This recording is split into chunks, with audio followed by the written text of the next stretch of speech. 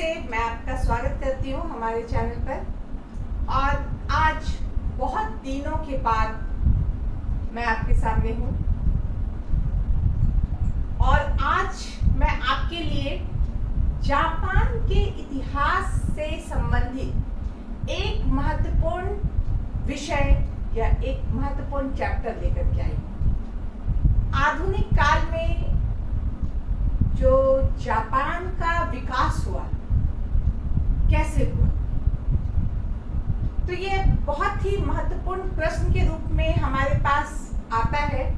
प्रश्न पूछे जाते हैं कि जापान में मेइजी सरकार की स्थापना से आप क्या समझते हैं, या जापान में मेइजी सरकार की स्थापना पर उसका क्या प्रभाव पड़ा, जापान पर क्या प्रभाव पड़ा। या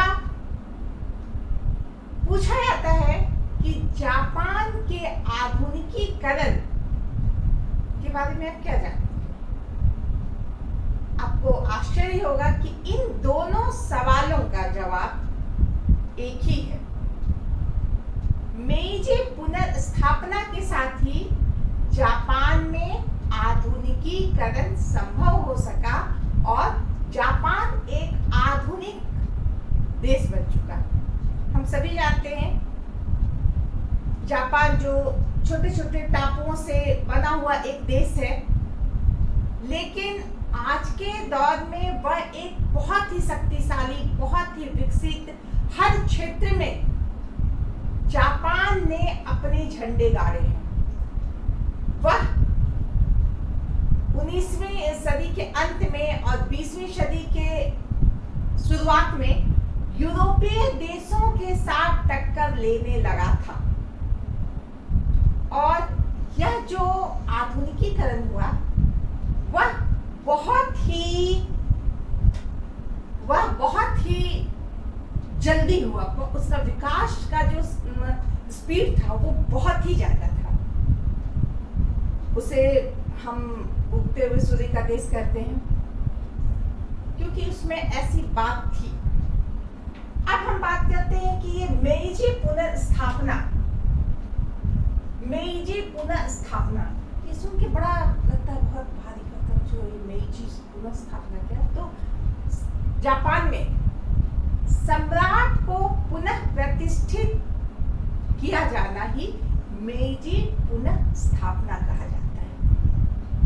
शानदार रूप में सम्राट को शानदार माना जाता था, उस रूप में उन्हें प्रतिष्ठित किया गया, उनको सारे पावर दिए गए, उनको सारे अधिकार दिए गए और इसके साथ ही मेइजी पुनर्स्थापना हुई। अब सवाल उठेगा कि मेइजी पुनर्स्थापना क्यों, सम्राट की पुनर्स्थापना क्यों हुई। तो हमें ये जानना चाहिए। जिस तरह हमने देखा कि आधुनिक युग से पहले यूरोप में हमने देखा कि किस तरह सामंतों का प्रभाव बहुत अधिक था, सामंतवाद था। सामंतवाद के अंत के बाद ही कहीं भी आधुनिकीकरण या आधुनिक काल का आगमन हुआ। बिल्कुल इसी तरह जापान में भी सामंतों का प्रभाव था। सम्राट हुआ करते थे, मिकाडो सम्राट होते थे, लेकिन उनका जो सामंत उनसे बहुत क्लोज होता था, बहुत नजदीक होता था, वो अपने हाथों में राजा की सारी शक्तियां ले लेता था और वही सरकार चलाता, वही शासन चलाता था, देश वही चलाता था। तो इस क्रम में हम देखते हैं कि बहुत सारे वंश के सामंतों ने राजा के करीब होकर, राजा का विश्वास पात्र बनकर उससे शक्ति ले ली और उस शक्ति का उसने उपयोग किया, फिर दुरुपयोग किया, जैसे भी किया। तो 200 साल, मेइजी पुनर्स्थापना की 200 साल पहले तक हम क्या देखते हैं कि एक वंश, तोकुगावा या तोकुगोवा, कुछ भी हम कह सकते हैं, इस वंश के जो सामंत थे वह एक प्रकार से जापान पर शासन कर रहे थे। और ये जो सामंत होते थे, जो शासन करते थे, जो पावरफुल होते थे, वह क्या कहलाते थे? शोगुन।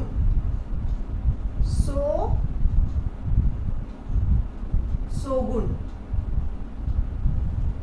तोकुगावा के शोगुनों के द्वारा ही शासन चलता था। तोकुगावा के शोगुन जो थे वो इतने पावरफुल थे कि यहाँ पे और भी बहुत सारे सामंत थे।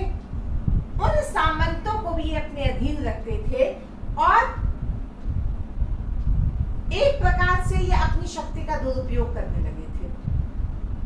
सामंत जो अन्य सामंत थे वो तो इनसे परेशान थे ही, इनके पावर से चढ़ने लगे थे, इनके पावर से परेशान होने लगे थे।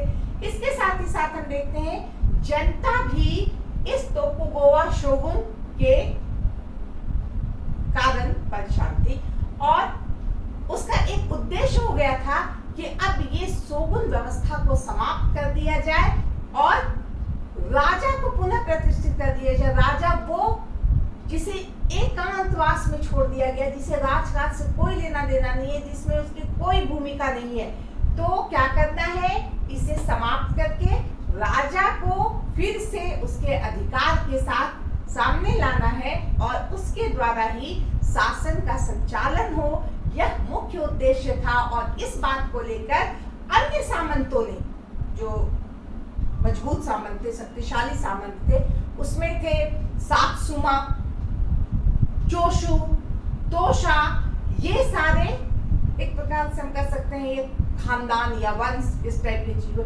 यहाँ के सामंतों ने एक होकर इस शोगुन को हटा दिया। जिस समय हटाया गया, अंतिम शोगुन जो है वो केइकी नाम का था, उसे हटा करके क्या किया गया? जो राजा का बेटा था उसे वहां मुत्सुहितो उसे बैठा दिया गया। वो उस समय मात्र 15 साल का था। चूंकि उसके पिता की मृत्यु हो गई थी, इसीलिए उसे हटा करके मुत्सुहितो को बैठाया गया। और ये जितने सामंत इसके विरोधी थे, इन्होंने महल में अपने सैनिकों के साथ प्रवेश किया और एकजुट हो करके शोगुन को हटा करके बोला कि अब राजा जो है, शासन संचालन जो है कौन करेगा? राजा करेगा, ना कि शोगुन करेगा। समझ गए? और इसके साथ ही हम क्या देखते हैं कि 1867 में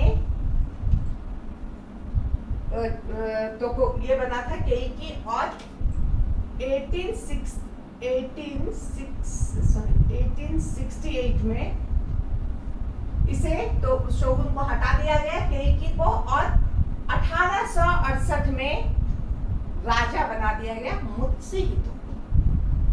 और इसके साथ ही हम देखते हैं कि जापान में मेइजी पुनः स्थापना हुई, यानी सम्राट को पुनः प्रतिष्ठित किया गया। ये सवाल आ सकता है कि मेइजी पुनः स्थापना जापान में कब हुई थी? तो कब हुई थी? 1868 में हुई थी। अब हम बात करते हैं कि क्या प्रभाव पड़े इसके। जब राजा बन गया, अपने अधिकार के साथ शोगुन चले गए, तो क्या प्रभाव पड़ा? जो प्रभाव पड़ा वही जापान के आधुनिकीकरण का कारण बना। आधुनिकीकरण होने में इसी का योगदान था जो अभी मैं आपको बताऊंगी। सबसे पहले सामंतों का पतन।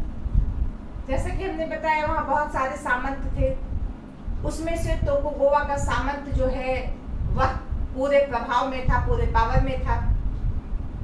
सबका उद्देश्य था कि जापान को एक विकसित आधुनिक राष्ट्र बनाए, उसमें राष्ट्रीयता की भावना बहुत अधिक थी, जिसके कारण हम क्या देखते हैं, सभी सामंत एक हो गए और उन्होंने इस व्यवस्था को अंत कर दिया और राजा को फिर से प्रतिष्ठित करके उन्होंने एक नई शासन व्यवस्था की स्थापना की। इस व्यवस्था में ना तो सामंतों के लिए शोषण था, ना उसको परेशान करना था, ना आम जनता को परेशान करना था, शोषण करना था। तो ये एक बहुत बड़ी बात थी कि बरसों से जो सामंतवादी व्यवस्था चली आ रही थी उसे समाप्त किया गया, वह समाप्त हो गया मेजी पुनः स्थापना के साथ ही। अब हम बात करेंगे सैनिक व्यवस्था में सुधार। पहले क्या था, राजा के सामंत होते थे और सामंतों के अपने अपने सैनिक होते थे। वो सैनिक अपने सामंतों के अनुसार उनके आदेश को मानते हुए कहीं आक्रमण करते थे, युद्ध करते थे। कहने का मतलब अगर राजा को युद्ध की आवश्यकता होती थी, अगर किसी देश से युद्ध हो रहा है तो वो सामंतों के अधीन ही रहते थे।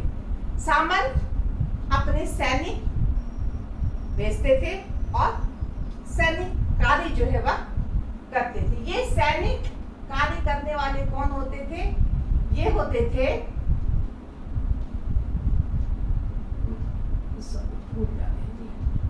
सामुराई। ये होते थे सामुराई। सामुराई कौन होते थे? जो सैनिक सेवा देते थे। ये एक अलग कैटेगरी ही होते थे।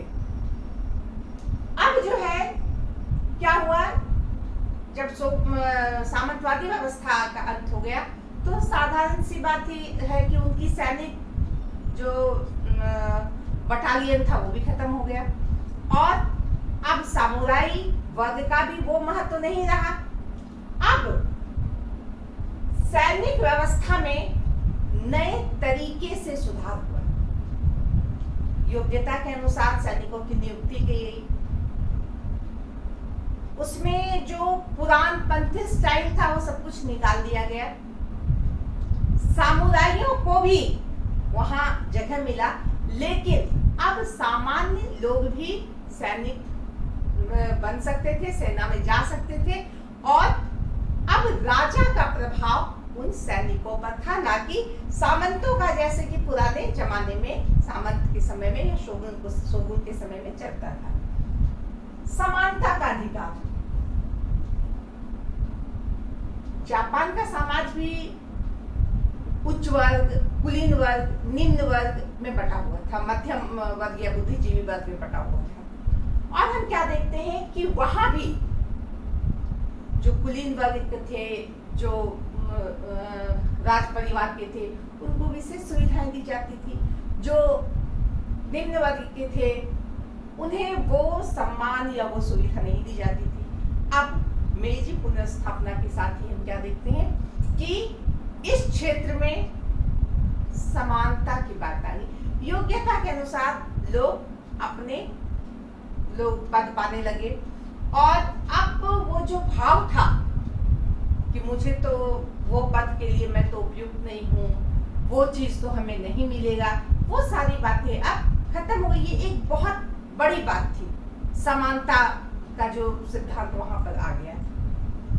औद्योगिक प्रगति, बहुत ही महत्वपूर्ण बात की औद्योगिक प्रगति यहाँ इतनी स्पीड में हुई कि यह जापान मात्र 10 साल में, 20 साल में बहुत अधिक आगे बढ़ गया।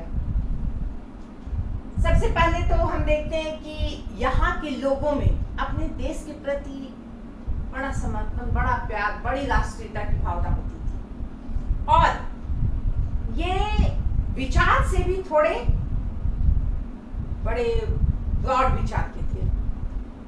शुरू से ही इन्होंने, जापान के लोगों ने विदेश जाना, विदेश से शिक्षा ग्रहण करना, नई नई शिक्षाओं को, तकनीक को लेकर के अपने देश आना और अपने देश में उसे लागू करना उन्हें अच्छा लगता था। अपने देश के विकास के लिए वह अमेरिका गए, बहुत सारे, जैसे कि हर देश में हम देखते हैं उस समय साम्राज्यवादी नीति थी यूरोपियन देशों की।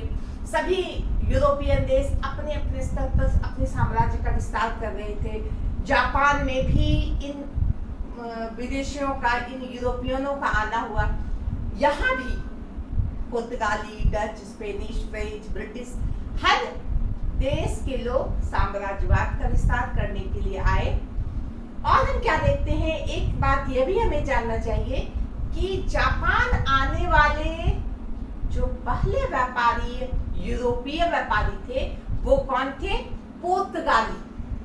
पुर्तगाली यहाँ पहले आए थे और इन्होंने शोगुनों को, ये पहले की बात है, शोगुनों से बात करके, उनसे संधि करके, उन्हें डरा के धमका करके वहां पर व्यापारिक अपनी जो पैठ है वो बनानी शुरू कर दी थी। लेकिन इस बात का विरोध वहां की जनता और वहां के सामंत कर रहे थे कि ये शोगुन अपनी मनमानी कर रहा है, विदेशियों को अपने यहाँ व्यापार करने के लिए बैठा दिया है, विदेशियों की बातें मानता है। तो ये सारी बातें विदेशियों के प्रति वहां के लोगों को थी। लेकिन फिर भी वहां के लोग विदेशियों के प्रति एक रुचि रुझान रखते थे कि विदेश में बहुत अधिक विकास है, विदेश में ज्ञान है, विज्ञान है, एक सोच है, ऊंची सोच, बड़े दर्शन, ऐसी बातों का उन्हें पता था। और इसी बात पर वो किसी न किसी बहाने अब विदेश जाने लगे थे और वहां से बहुत सारे लोग पढ़ लिख करके जापान आ गए थे। परिणाम स्वरूप हम क्या देखते हैं, जब मेजी पुनर्स्थापना हुई तो यहाँ औद्योगिक प्रगति भी बहुत हुई। अब जापानियों ने विदेशियों से बड़े बड़े मशीन मंगाने शुरू किए, बड़े बड़े कल कारखाने लगने लगे। पूंजीपतियों को कहा गया कि आइए आप अपनी पूंजी लगाइए, उद्योग धंधे स्थापित कीजिए। खनन कार्य जो होता है वह शुरू हो गया, जहां जहां जो खनिज है वो निकाले जाने लगे और ये खनन कार्य जो है यह केंद्रीकृत कर दिया गया, यह सम्राट के हाथों में यह शक्ति दे दी गई। अगर कहा जाए तो बड़े बड़े कारखाने बने, कपड़े बन रहे हैं, हथियार बन रहे हैं, बड़े बड़े मशीन बन रहे हैं, इन सभी के कारखाने बनने शुरू हो गए। आश्चर्य होगा हमें यह जान करके कि 1874 में जापान में रेल लाइन बिछानी शुरू हुई और 94 तक, 1894 तक पूरे देश में रेल लाइन का जाल फैल गया। सोचिए कितना स्पीड में काम हुआ और इसके परिणाम स्वरूप हम क्या देखते हैं कि उद्योग धंधे में भी बहुत अधिक उन्नति हुई। स्वाभाविक है कि आवागमन का साधन होगा, सही संचार व्यवस्था अच्छी होगी तो किसी भी ऐसे काम में बहुत अधिक सुविधा होगी। फलतः उद्योग धंधे बहुत तेजी से यहाँ बढ़ने लगे। डाक सेवा की बात करें तो 1872 में डाक सेवा शुरू की गई, 71 में शुरू की गई, 72 में अंतरराष्ट्रीय डाक सेवा संघ के अंदर ये जापान की डाक व्यवस्था आ गई। यह बतलाता है कि वहां के लोग इन क्षेत्रों में कितनी अधिक मेहनत करके अपने देश को आगे बढ़ाने के लिए तत्पर थे। जापानियों का सिर्फ ये नहीं था कि हम अपने देश में को मजबूत कर लें, विकसित कर लें, आगे बढ़ा दें। जापानियों का की जो सोच थी वह और भी इससे आगे थी। उनकी भी इच्छा थी कि साम्राज्यवादी नीति अपनाया जाए, हमारे भी साम्राज्य हो, हमारे भी उपनिवेश हो, जहां हम अपने बने हुए मालों को बेचें, वहां से कच्चे मालों को लाए। ऐसी सोच ने औद्योगिक क्रांति को बहुत अधिक बढ़ाया। बैंक की भी स्थापना हुई और हम देखते हैं कि 71 से लेकर के 80 तक 100 से अधिक बैंक वहां बन गए। बैंक बनना तो बहुत अच्छा होता है आम जनता के लिए, उद्योगपतियों के लिए, जो नया स्टार्टअप करने जा रहे हैं उनके लिए।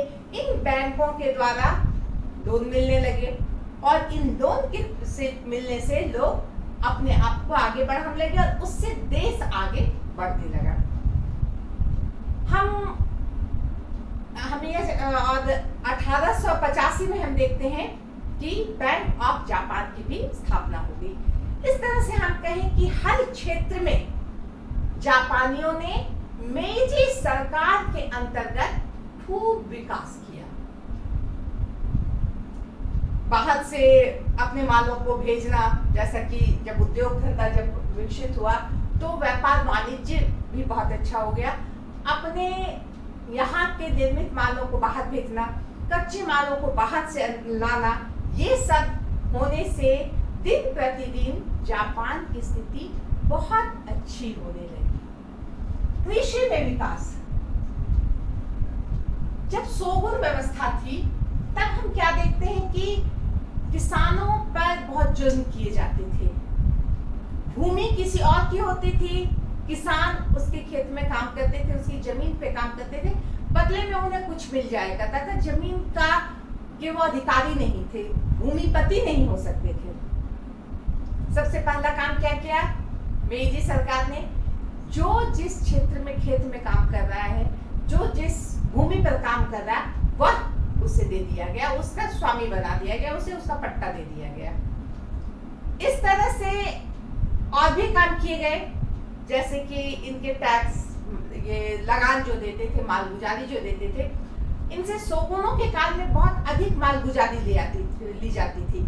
जितना उत्पादन है, जितना उपज है, उसका 25 से 30% इन्हें मालगुजारी देना पड़ता था। इन्हें अपना खेत से उठाना पड़ता था उपज और सीधे ले जाना पड़ता था मंडियों में, और वहां जाकर के उसका माने लगान फिक्स होता था। तो शुरू में इनके लिए बहुत सारी परेशानियां थी। मेइजी सरकार की स्थापना होने के बाद भी हम देखते हैं कि किसानों की स्थिति में बहुत अधिक सुधार नहीं हुआ था, लेकिन ये किसान जो है बीच बीच में विद्रोह करते रहते थे, जिसके परिणाम स्वरूप हम क्या देखते हैं कि जो इन पे जो मोटे लगान इन पे लादे गए थे वह कम कर दिए गए। तो चूंकि जापान को बहुत ज्यादा विकास करना था, बहुत बड़े बड़े उनके सपने थे, ऐसे में किसानों से संबंधित बात उन्हें थोड़ा सा सेकेंडरी लगता था, इसलिए उस पर उन्होंने उतना ध्यान नहीं दिया जितना ध्यान उन्होंने आगे दिया। जैसे कि शिक्षा में सुधार। शिक्षा में सुधार में हम क्या देखते हैं? जब शोगुन शासन व्यवस्था थी तब हम क्या देखते हैं? शिक्षा सिर्फ उच्च वर्ग के लोग पाते थे, सिर्फ धनी मानी परिवार के लोग, कुलीन वर्ग के लोग, सामंत परिवार के लोग शिक्षा पाते थे। अब मेइजी शासन की स्थापना होने के बाद सबके लिए शिक्षा अनिवार्य कर दी कि परिवार के सभी लोग पढ़े लिखे हों। 1 से 17 साल के अंदर सभी को शिक्षा पा लेना है। शिक्षा को 3 तरह से उसे बनाया गया कि ऐसी शिक्षा हो। प्रारंभिक शिक्षा जो हो वो अमेरिकन स्टाइल में हो, उच्च शिक्षा जो हो वो फ्रेंच स्टाइल में हो, और तकनीकी शिक्षा व्यावसायिक पाठ्यक्रम जो हो वह जर्मनी के अनुसार हो। यह उनका शोध था कि इस तरह से अगर शिक्षित होंगे लोग, जनता, तो देश का कल्याण होगा। ये उनकी सोच थी और इस पे वह काम किया। लोग बाहर जाके पढ़ने लगे, बाहर से पढ़ करके आने लगे, कानून, तकनीक, मेडिकल, ये सारी की पढ़ाई वो बाहर से करके आने लगे। अब पहले था कि यहाँ सिर्फ जापानी भाषा ही बोलना है, दूसरा भाषा बोलना नहीं है, पढ़ना नहीं है, जानना नहीं है। अब सभी भाषाओं को महत्व दिया गया कि हम अधिक से अधिक भाषाएं सीख सकते हैं, उससे अच्छा लगेगा कि हम दूसरे देशों के साथ हम अधिक से अधिक संपर्क कर पाएंगे। तो इस तरह से हम देखते हैं शिक्षा व्यवस्था में बहुत अधिक सुधार हुआ। बहुत सारे स्कूल खोले गए, कॉलेज खोले गए, यूनिवर्सिटी ऑफ टोक्यो की स्थापना हुई ताकि शिक्षा का पूरा विकास विस्तार हो, और ऐसा हुआ भी। 95% लोग वहां शिक्षित हो गए। तो इस तरह से हम देखते हैं कि शिक्षा में सुधार जापान के विकास के लिए बहुत ही आवश्यक था। यह मेइजी सरकार ने समझा और इस पर बल दिया, और उसका बहुत ही सुखद परिणाम उनके सामने आया। धर्म और संस्कृति पर प्रभाव। यहाँ पर भी बहुत सारे धर्म थे, बौद्ध धर्म, कन्फ्यूशियस धर्म, ताओवाद, बहुत सारे विचार यहाँ पे थे। लेकिन अब जब यहाँ पे राष्ट्रीयता की भावना आ गई, अपने जापान को आगे बढ़ाने की बात, हम शिक्षा में सुधार में हम एक महत्वपूर्ण बिंदु पर ध्यान बताए नहीं आप लोगों को कि वहाँ नैतिक शिक्षा पर विशेष बल दिया गया और साथ ही साथ राष्ट्रीयता की भावना को जगाने के लिए भी शिक्षा के अंतर्गत व्यवस्था रखी गई कि जो बच्चे हैं उनमें राष्ट्रीयता का भाव जगे और साथ ही साथ उसमें नैतिक ज्ञान भी हो, यानी जो उनका मॉरल हो वो हाई हो। तो इसी का परिणाम था कि धर्म में हम देखते हैं कि पुनः जापान का पुराना धर्म शिंतो धर्म को शुरू किया गया। 71 तक हम देखते हैं वहां बौद्ध धर्म का महत्व था। अब बौद्ध धर्म को राजधर्म से हटा दिया गया, शिंतो धर्म को फिर से प्रतिष्ठित किया गया। उसमें क्या कहना था कि जापान को जो है स्पेशल भगवान का आशीर्वाद मिला हुआ है, जापान सबसे सुपर देश है, जापान के आगे कोई टिक नहीं सकता है। तो शिंतो धर्म यह बताता था, कहने का मतलब वो राष्ट्रीयता की भावना से भर देता था। शिंतो धर्म को महत्व मिला, ये अलग बात नहीं है। बहुत सारे बौद्ध धर्म पर अत्याचार किए गए, बौद्ध धर्म को के मठ और ये सब जो है उसको तोड़ा गया, लेकिन ये नहीं कहा जा सकता कि बौद्ध धर्म को पूरी तरह से वहां से हटा दिया गया। अभी भी वहां बौद्ध धर्म है। अब हम देखते हैं ईसाई धर्म का आगमन तो स्वाभाविक था, जब विदेशी आए थे उसमें से ईसाई धर्म भी आ गए थे। ईसाई धर्म का भी विरोध होता था, लेकिन जब ईसाई धर्म में थोड़ा थोड़ा सुधार कर दिया गया तो लोगों ने ईसाई धर्म को भी स्वीकार कर लिया, सुधारवादी ईसाई धर्म को। और इस तरह से हम देखते हैं कि धर्म में परिवर्तन आया। अब हम संस्कृति में कहें, वहाँ के रहन सहन, पहनावा ओढ़ावा, खान पान, ये सब में भी बहुत अधिक परिवर्तन आया। और क्या परिवर्तन आया कि उनका खान पान, उनका पहनावा ओढ़ावा, उनके जो तरीके थे वो सब यूरोपियन या अमेरिकन स्टाइल के होने लगे, जिसे हम कह सकते हैं पाश्चात्य तरीका उन्होंने अपना लिया। हाथ मिलाना, उनकी तरह ही कोट पैंट पहनना, जापानियों का अलग ड्रेस होता था। अब जो है लोग इस तरह से कोट पैंट पहनने लगे कि लंदन में एक गली था जहाँ सिर्फ और सिर्फ दर्जी होते थे जो कोट पैंट बनाते थे। सैबिलेरो नाम का वो जगह था। अब जापान में भी सैबिरो नाम का एक जगह बन गया जहाँ सिर्फ दर्जी बैठते थे जो कोट पैंट बनाते थे। महिलाओं ने भी अपना वेशभूषा बदल लिया, उनका भी जो परिधान था वो पाश्चात्य देशों से प्रभावित हो गया।